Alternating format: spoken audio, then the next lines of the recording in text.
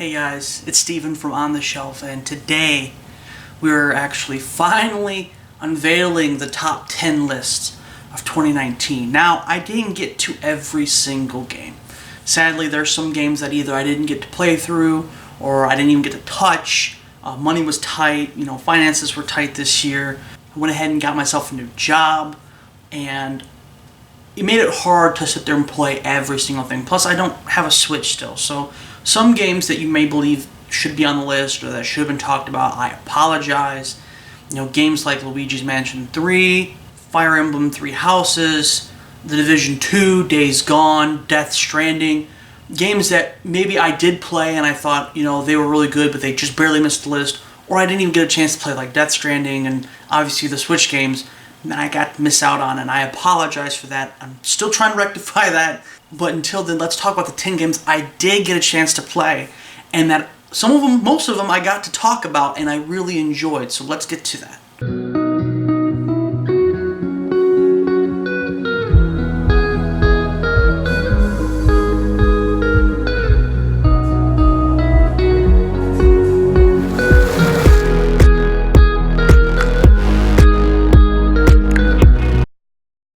Number 10. So number 10 is Mortal Kombat 11. Now, normally when most games get to the third or fourth game, they start to turn into shit. But Mortal Kombat, man, it's been aging like a fine wine. NetherRealm Studios has been on fire with their games, and each one tends to get a little bit better than the last. And Mortal Kombat 11 is no different. Had a good campaign, great fighting mechanics, added a lot of new nuances to it. I have a full review for that. If you want, you can check it out down below. I'm not a huge fighting style type game person, so that's a little bit why it's a little bit lower on my list. That's not to say that it's bad in any way. I have a lot of praise that I did have and I did give to it.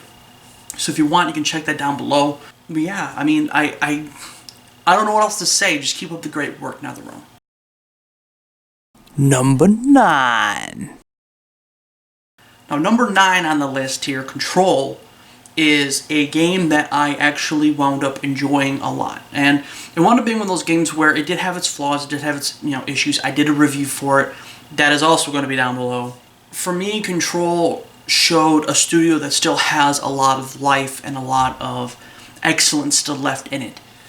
After the strange and weirdly disappointing Quantum Break game, just saying that name makes you wince because it had so much potential and had so many great voice actors and actors in general, and it really flopped. So to have Control come back and showcase what these guys can do, what Remedy can do, I'm super excited to see the content that they still want to release for this game and what they have coming out next.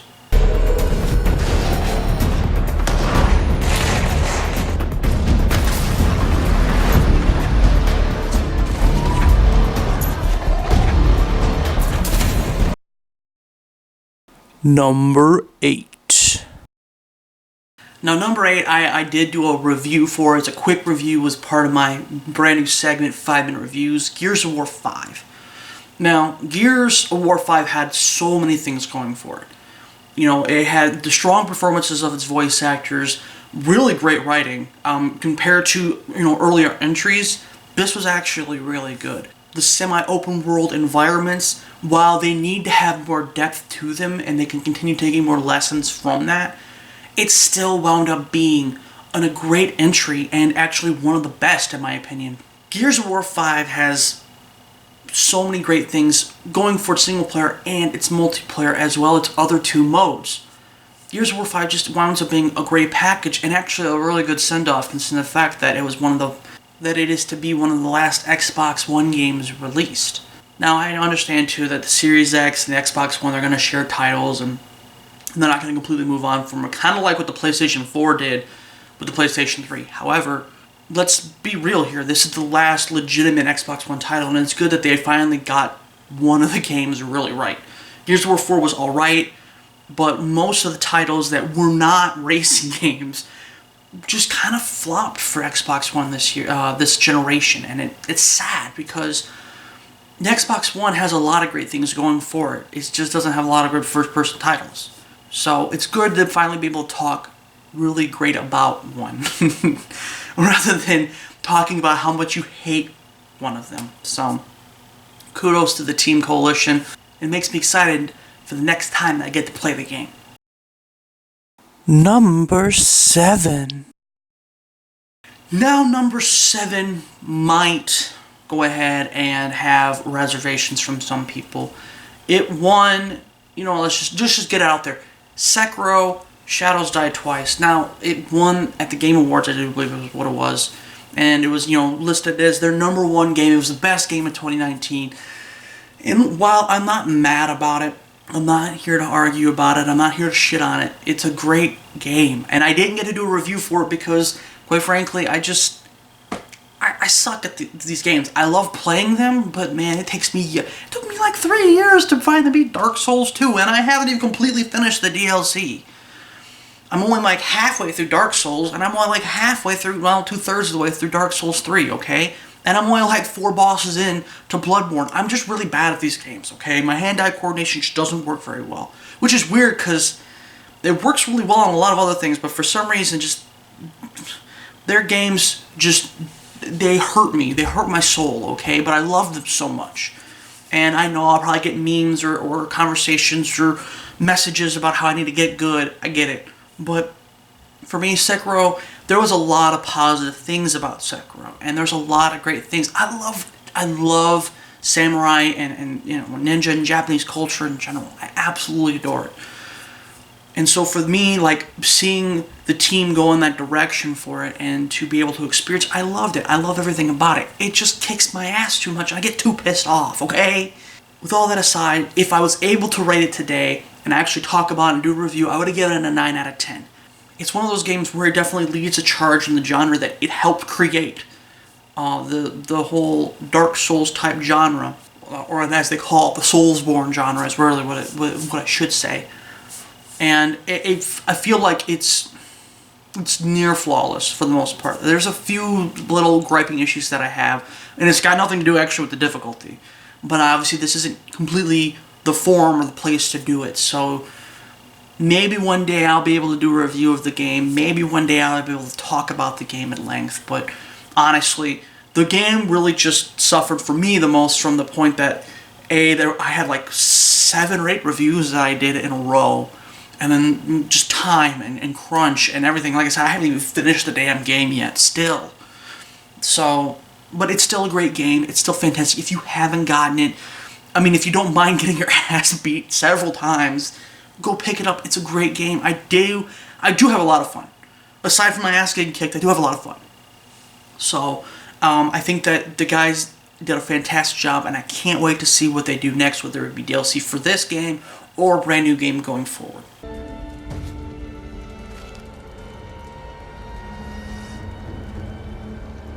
What's the matter, Stray? Nothing left to lose? Well, would you look at that? Will you join me, starving wolf? That day, I pulled you from the battlefield. I had no idea what you'd become.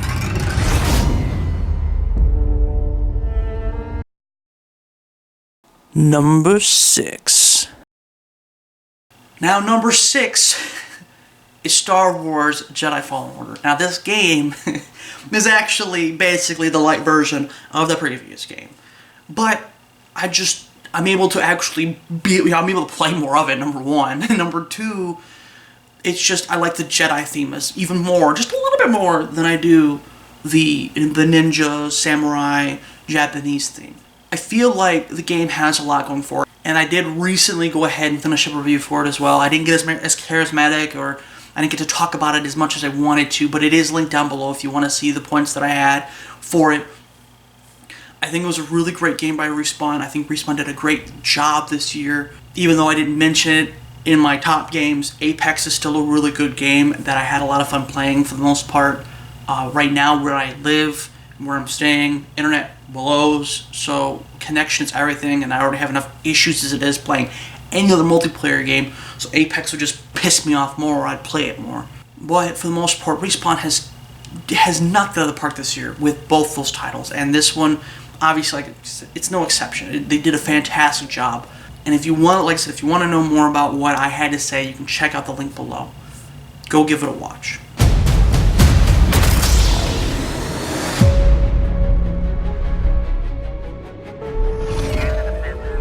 We've lost. The Empire's hunting Jedi survivors. Now, they know who you are.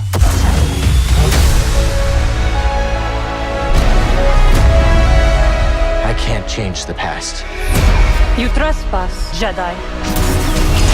but I'm done hiding. Cal Kestis. Number 5. Now, number 5. It's fitting that I went ahead and made this number 5, but it is Devil May Cry 5. Now, I really enjoyed this game a lot, and I do have a review for this game as well down below. I had a lot of fun with this game. Now, I'm not gonna lie to you. I'm not gonna sugarcoat it for you. I have, other than like the reboot DMC, I haven't played any other Devil May Cry 5s. I know it's blasphemous. Please don't hurt me. Okay, don't throw items at me. Don't shut the video off. I'm working on it. Okay, it's just one of those things where it just didn't seem enticing me, because I know it's about style, it's about points. It's got its really strict fandom, much like the Soulsborne community with Dark Souls and Bloodborne. That if you don't do something right, or if you're not very good at it, you gotta shut up and get out of here. And I'll admit, like, I have a lot of fun with the game, but I'm not great at it. I'm not. But like I said, but it's still a ton of fun. The characters are a blast. The writing is fun and energetic, and it's a game that people have been crying for 10 fucking years. Okay, so I get it. It was a ton of, like I said, it was an absolute blast to play, and it definitely belongs on this list and high on this list. I nearly gave this game a 10 out of 10, but you're gonna have to check out the review below to find out the reasons why I just barely held it back from what it should be, what it could be, going forward with a potential Devil May Cry 6 or anything else that they'd like to do. Number 4. Number 4, if you would have asked me at the beginning of the year when it got announced, easily could have been my number 1. I kid you not. I was so excited and so hyped up, and for the most part, I still really like this game, even though I've seen, heard, and understand some of the complaints that have gone around with it, and I even understand, and I even have my own little complaints here and there about it. I did talk about it in my 5-minute reviews about some of the issues that were had. Some of the other things that were talked about that I've seen people post about were things like how it feels kind of outdated, that it feels like Borderlands 2.5, which is funny because Borderlands was always talked about as Borderlands 1.5 and then wound up being this cult classic for 7 years. Now, I'm not saying that Borderlands 3 is going to do the same thing, but it's just interesting how the parallels between the two games and how they're always being, talked about in the same light. Most of those complaints aside, I really enjoyed this game. I didn't want this MMO experience that some people have talked about and some people wanted, this evolution. Once again, I have shitty internet, okay? And there's a lot of people out there that have shitty internet. We don't want online games only all the fucking time. We just don't. I'm sorry. You can sit there and fight me all you fucking want, but there's sometimes with certain franchises, certain games, people don't want online access all the fucking time. And especially for the first month that this game was out, I didn't even have internet. So I wouldn't have even been able to play it. But for the most part, for what it actually brings to the table and what it has, I rather enjoyed it. And I did, like I said, I talked about it. It's in a link down below for my 5-minute reviews. You can go check it out. I think I talked about it for like 6 minutes. I know I broke my own damn rule. But I talked about it for like 6 or 7 minutes. You can go ahead and hit my points up of why I gave it the grade that I did. And I'm sad that it obviously isn't my number 1. But at the same time, these top 3 games... These top 3 games brought their A game. Number 3. So my number 3 game is Resident Evil 2, the remake. Now, sadly, the only reason why this game probably doesn't get number 1 for my billing is because it's a remake. 85% of the stuff that's obviously used in this game came from the original. And that's not a knock on it. There was nothing really wrong with 2. They helped clean up some of the storylines, kind of mainstream them and mainline them so that way there's not as much confusion You don't have to consult a fucking wiki page to find out what's going on. And I feel like going forward that it is better. And I'll be interested to see what they do with Resident Evil 3. I'm sure they'll do something else with that too, where they'll kind of remove some of the filler stuff, the crap stuff, and really tighten it up a little bit more. But with a brand new set of polish, a game that looks fantastic, plays great, and even with it being over-the-shoulder third-person view like Resident Evil 4, it does a fantastic job of still bringing the horror. The game still feels a little clunky intentionally, and it feels claustrophobic, and it feels scary. Again, I mean, obviously Resident Evil 7 knocked it out of the park, and obviously Resident Evil 7 knocked it out of the park just a few years ago. 3 years ago. Wow, it's been 3 years. Holy crap. 3 years ago. But, you know, to have them go ahead and come out with Resident Evil 2 and hold together its fantastic horror elements and injecting a little new life in it by adding free DLC and doing, you know, a ton of play events with the community and really reinvigorating with the community is fantastic. Honestly, Capcom has been killing it these last 3 years. First with Resident Evil 7, listening to the fans, giving us a horror game with Resident Evil 7. A legitimate horror game. And then to sit there and to give us an amazing Monster Hunter world. And then to back it up with a fantastic DLC just here a few months ago. And then to give us Resident Evil 2 Remake, as well as we're giving a Resident Evil 3 Remake, and Resident Evil 8 is somewhere down the line. Probably a year or so after the new consoles come out. Capcom has been just killing it. Absolutely killing it. Actually, now that I think about it, Devil May Cry 5 was also Capcom. Capcom is destroying the game right now, and I love it. They're listening to their fans, they're listening to the community, and they're trying new things that excite the community. So the game is fantastic. I did a review for it. It's actually one of my shorter reviews, mainly because there's not a ton of new stuff to talk about, but obviously you can listen to the praise that I give and the points that I give and find out the reason why it's so high on my list and why I'm giving it so much praise now. Number 2. Now number 1, for me, this was hard. Because number 2 could easily be number 1. Honestly, it could be like part 1A and part 1B, honestly. But I'm not a fucking pansy, so we're not going to sit there and split it up. Instead, my number 2 game is still what I believe a lot of other people's game of the year is, and I don't blame them. It's a fantastic game. That game is The Outer Worlds. The Outer Worlds, and hold your fruit. Hold the fruit, hold the veggies, hold the tomatoes, hold everything. Hold your breath. Hear me out. I did a review for it. Once again, like the Star Wars review, it's down below, and it's not as charismatic. I was just trying to get the review done and get it out there and talk about it real quick so that way I could put this out. And here we are. Now, I thought for sure it'd be my number 1, and to be honest with you, I can see it being people's number 1, and I'm not upset about it.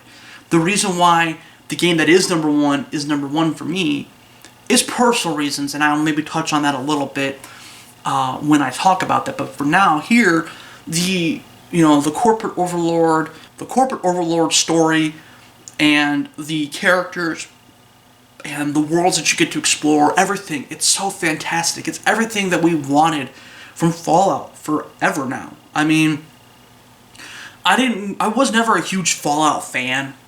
I did wind up liking New Vegas, but it was so buggy. And I did like 4, but once again, it was so buggy. But I did enjoy 4 a lot, and I was hoping with 76 that we were going to get something that was more polished. I don't know why. I'm not even sure why I'm even saying this. Well, I was hoping for more polish. I was hoping for a game that was going to finally evolve. I fell in love with Bethesda with Skyrim, and I know that's really late in the game, but I didn't get to play a lot of games growing up. We didn't have a lot of money. I was a poor fucking kid, okay? Most of the games that I owned, I paid for out of my pocket. So for me, Skyrim was the first real Bethesda game that I really got into. And I loved it. I probably put in about 250, 300 hours into my old PlayStation 3 copy from back in the day to my Xbox One copy, and there's still things I still haven't completely finished in the game, and there's still things I could go back and do, and every once in a while when I'm feeling nostalgic I can just pop it in. And so this is the first game that I felt like really evolved on that formula. Gave us, not only a great story and great NPCs, but also gave us great things to explore and great lore to try and to dig into, and just so many things that felt so organic and just fantastic that, it felt like a real evolution on the formula. And to me, it's a gold standard for the RPG games that are coming out. Between this and The Witcher 3, those are your two that you need to focus on. You don't have to be exactly like, but you should take pointers from when it comes to story, when it comes to characters, delivery, side quests, everything. This game is an amazing game, and it deserves all the freaking praise. Obsidian fucking nailed it. And I hope that maybe somebody out there from Obsidian can see this and know that obviously it's not just me. Obviously, I know they see it from the fans too, and they see it from everybody else, but you guys did a fantastic job. And I'm excited for the DLC that was announced. I think it was at the Game Awards that you guys went and said, hey, we got more coming in 2020, and I can't fucking wait. I can't. And number 1. And finally, my number 1 game. This was my number 1 game, I think, probably really since I played it. I didn't know if there was anything I was going to play this year that was going to wind up hitting me like this game did. That game is Metro Exodus. Now, there are people who are going to disagree with me heavily, because the people are going to be like, well, the game was clunky, or the game was this, or the game was that, blah, blah, blah, blah, blah, blah, blah, blah, blah, blah. The game is fucking brilliant, okay? It is. I have a review for it down below if you want to listen to some of my points, but I'll wrap it up like this. The game takes this great personal story, this deep personal story of a character who is trying to survive through, an apocalyptic nuclear fallout winter, something that, at the rate that it's going with our current system, is going to happen sooner rather than later. It's a story about how a government and, a body of people can lie to the people below them about the things going on around them, and lie to them so much and make the lie so believable that everybody buys in it. And that's not just my thought process on it. That's the words of the fucking writer who wrote Metro. That's the expression he wanted to give. And honestly, not Russia itself, but the officials of Russia don't really like the guy. They don't. Dmitry, I'm not going to pronounce your last name, buddy. I'm not good with names. I'm not even good with English names, let alone your Russian names. But he has gone after Russia and its, mentality of lying to its people and making everyone believe that everything outside of Russia is the enemy. He's made that his number 1 goal, especially with the Metro games and his books. Obviously, his books are number 1, but he's helped write the games as well, and that's some of the lessons, not even all the lessons, just some of the lessons that he wants to bestow with the games and books. And I felt it with this game. And it's something that it isn't just Russia that does that. It's also America that does that. America is more than willing, and I'm sure the UK is too, but I know my fucking country, and my country likes to lie to your fucking face. They'll piss in your face and call it rain, okay? And this game highlights that, and it's super fucking important. And I loved it. I loved every bit of it. I'm very close and emotional with the characters as I've played, all 3 games. I played the first 2 probably a combined 80 to 100 hours. I've played them multiple times through, trying to get out every single achievement with them. And I haven't gotten a chance, an opportunity to play this one again, and I hate myself for it. I put in, I think the game, honestly, if you don't rush right through it, easily gives you 25 to 30 hours. If you rush through it, I'd say it's like maybe 15 to 20. But I think I completed around the 26-hour mark, and I was so eager to play it again. But I was so busy with all the games that I was reviewing, and then obviously getting into September, moving out and where I'm living right now, and having all this other stuff go on. I just haven't had any time.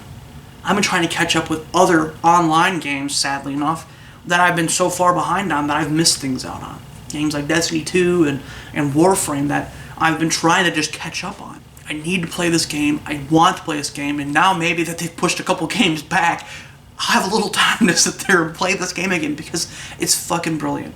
And for me, it is my number one game. It hit me with a personal touch, and I feel like it's a game that needs to be talked about more and appreciated more, and it got overshadowed by all the Epic Games bullshit. The game is brilliant. Aside from all the crap that that was talked about with Epic Games Store, this game is fucking brilliant. And the people who haven't got a chance to play it because they're very, very staunch about, no, we will buy it only on Steam, are going to find that out here in the next month or two when they finally are able to play it. But the game deserves all the love in the world, and I'm super proud of 4A Games. I know they've been working on this one for a long while. There's talk that there might be another game. I know they still have one more DLC to put out, though, for this game, but I know there's been talk and chatter about potentially doing another game. And as long as everybody's on board and everybody's still sticking to the commitment of giving us excellent games and experiences going forward, I am totally on board for another Metro game. I'm begging for one at this point, because this game, and even the first DLC, is so freaking brilliant that I want more. And 4A Games has slowly become one of my top studios that I love to follow, and I love to, watch the work that they make, and I love seeing all the fan art that they get, and I just absolutely love them. And I think you guys did a great job. Your guys' game is number one on my list. And like I said, I can't wait to see what's coming out in the future. So that's it for me, guys. Obviously, this is one of 3 lists coming out. Hopefully they all come out like boom, boom, boom. You guys should see them really quickly, within like 2. If it's not all the same day, it'll be within the couple days of each other, okay?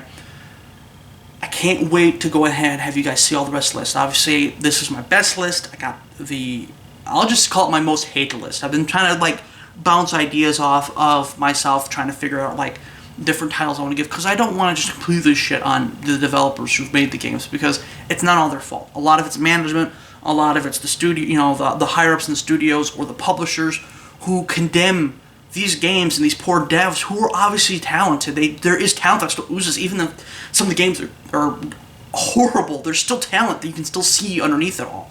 I think I'm going to stick with it being my most hated list.